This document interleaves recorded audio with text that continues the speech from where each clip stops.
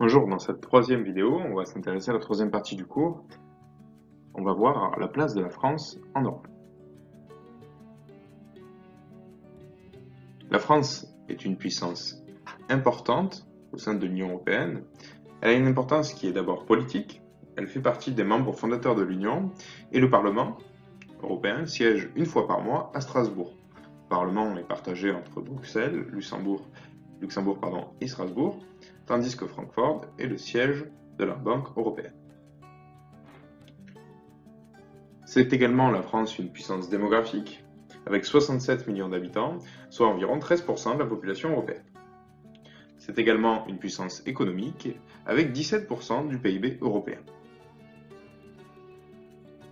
L'Europe connaît également une forte intégration à l'Union européenne, une intégration d'abord économique. La France, donc intégrée parce qu'elle est une interface maritime, donc un lieu d'échange, un lieu de contact entre l'Europe et le reste du monde. Elle est également une interface terrestre, car elle est en position de carrefour entre l'Europe de l'Ouest et de l'Est.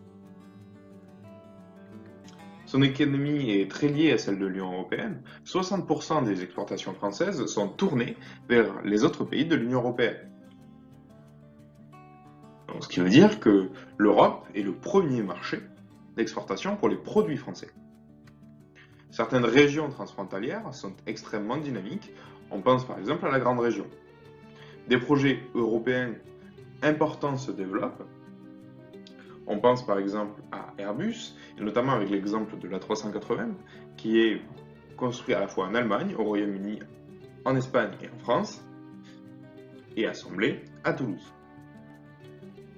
Donc, l'Union européenne a une importance cruciale pour le développement économique de la France.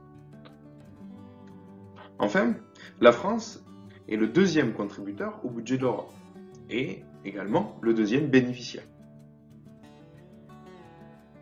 La France connaît cependant des risques de marginalisation, des difficultés qui menacent sa place en Europe. La première, sa croissance est faible et certaines régions françaises sont plus en difficulté. On pense à l'outre-mer ou aux espaces de faible densité que l'on a étudiés précédemment. La France n'est également pas directement rattachée à la mégalopole européenne, donc à cet espace dynamique économiquement et très densément peuplé. L'élargissement de l'Union européenne, enfin, a déplacé le centre de gravité de l'Union vers l'Est, ce qui renforce la position de Finistère de la France. On pourrait rajouter également la montée de partis europhobes qui rejettent l'Union européenne en France, mais également en Europe, et qui peuvent menacer à terme l'appartenance de la France à l'Union européenne.